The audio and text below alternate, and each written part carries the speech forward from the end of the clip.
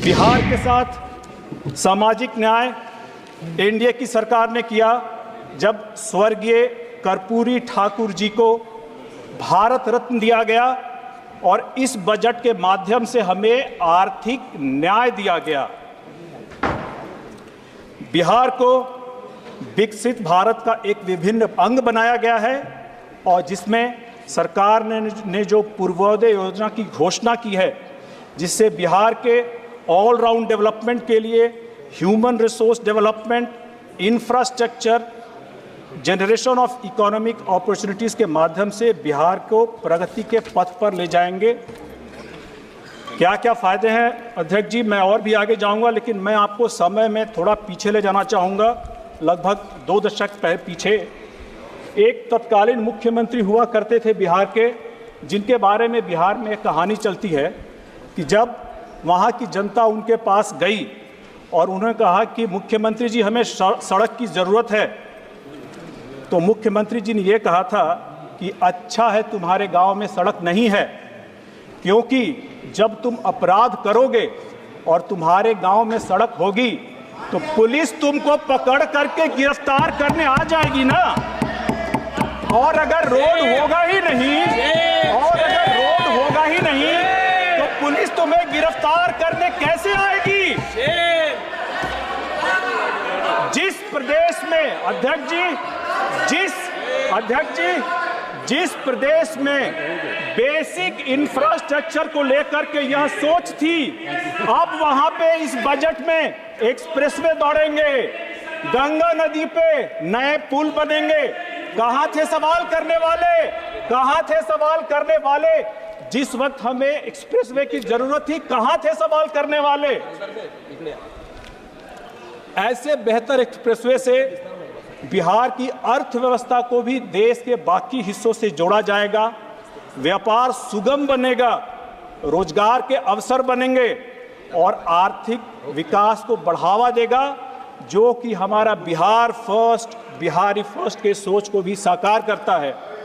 अध्यक्ष जी, इस बजट के माध्यम से 26,000 करोड़ के रोड कनेक्टिविटी प्रोजेक्ट्स की घोषणा के लिए मैं सरकार को कोटि कोटि धन्यवाद देता हूं। इस बजट में पटना से पूर्णिया का एक्सप्रेसवे,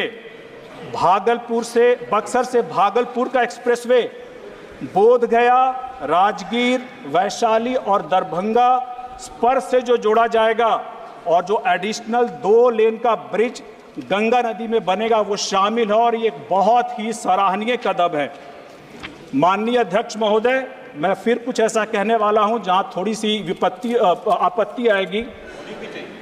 मेरे लोकसभा क्षेत्र जमुई में चुनाव के वक्त जो जंगल राज की सोच वाली जो विपक्षी थे, उन्होंने मुझे बार बार बाहरी बोला ये तो बाहरी है।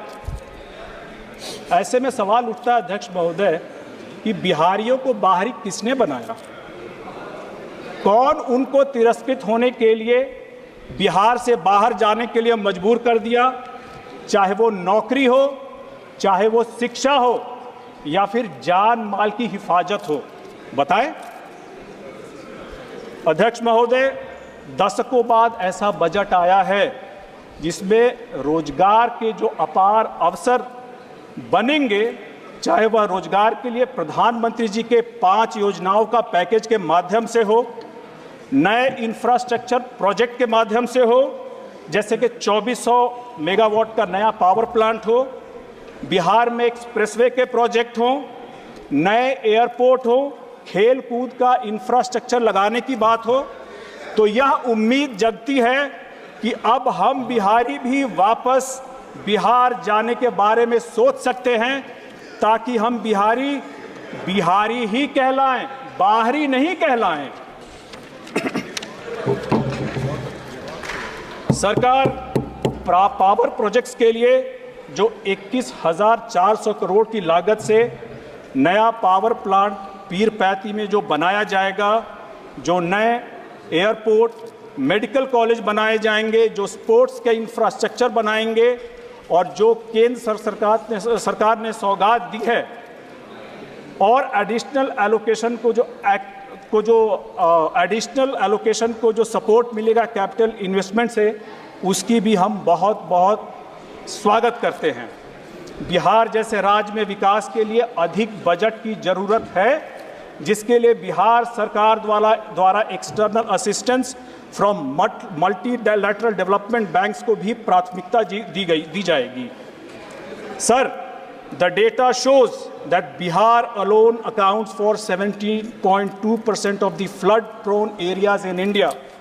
इन recent decades the flood intensity has increased and so has the extent of flood prone areas.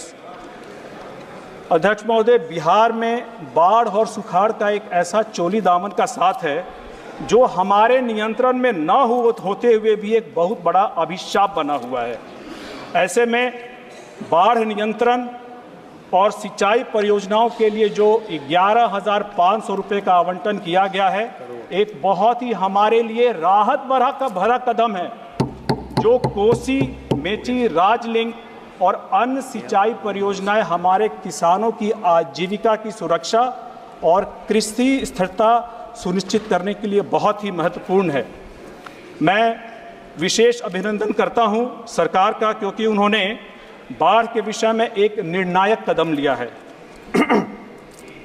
और वित्त मंत्री जी ने भाषण में यह भी बताया कि किस प्रकार बिहार में बाढ़ नेपाल के कारण आती है और बिहार को एक्सेलरेटेड इरिगेशन बेनिफिट प्रोग्राम के माध्यम से जो 11,500 करोड़ का आवंटन जो दिया जाएगा, जिससे कोची मेकी इंटरस्टेट लिंक और 20 ऐसी on going and the new schemes including barrages, river pollution abatement and the irrigation projects के लिए दिए जाएंगे। इसके अलावा मुझे थोड़ा एक अतिरिक्त समय दिया जाए।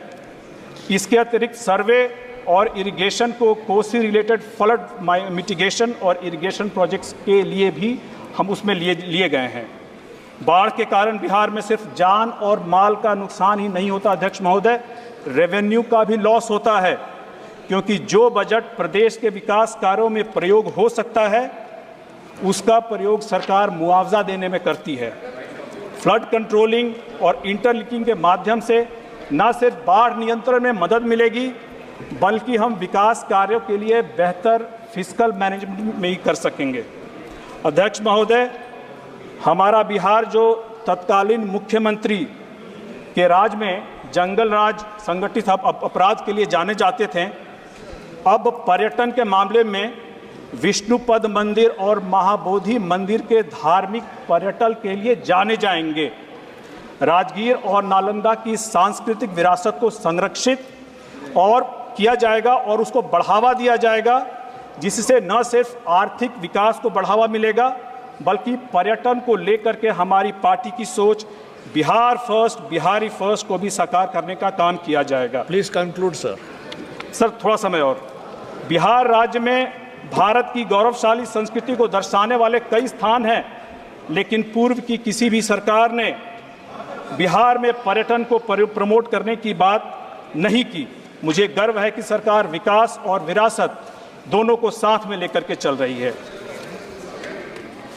इस बजट में बिहार के लिए हर क्षेत्र में घोषणा करके सरकार ने यह सिद्ध कर दिया है कि इंडिया जैसे फेडरल स्ट्रक्चर वाली कंट्री में प्रिंसिपल्स ऑफ इक्वालिटी और जस्टिस भी शामिल है, और बिहार की अपेक्षा जो इतने दिनों से की गई थी, उन सपनों को पूरा किया गया है मोदी सरकार में।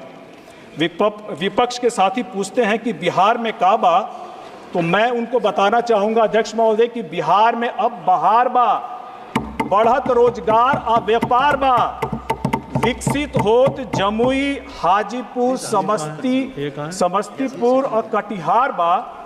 बजट में परियोजनाओं का बौछार बा, जिसे देख करके विपक्ष अब लाचार बा, क्योंकि केंद्र और राज्य में डबल इंजन की सरकार बा। अध्यक्ष महोदय,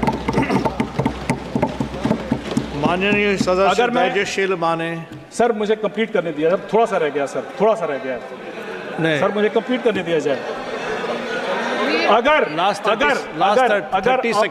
मैं बिहार के विकास की बात करूं और बाकी एलोकेशन की बात करूं हुजूर, तो पिछले 10 वर्षों में केंद्र सरकार ने हमारी बाकी पूरी सदस्य मदद लोगों की को है। भी समय नहीं मिलेगा, प्लीज अंडरस्टैंड। सर पहली बार है सर, प्लीज पहली बार है। Please conclude in Maintenance, 30 seconds, please.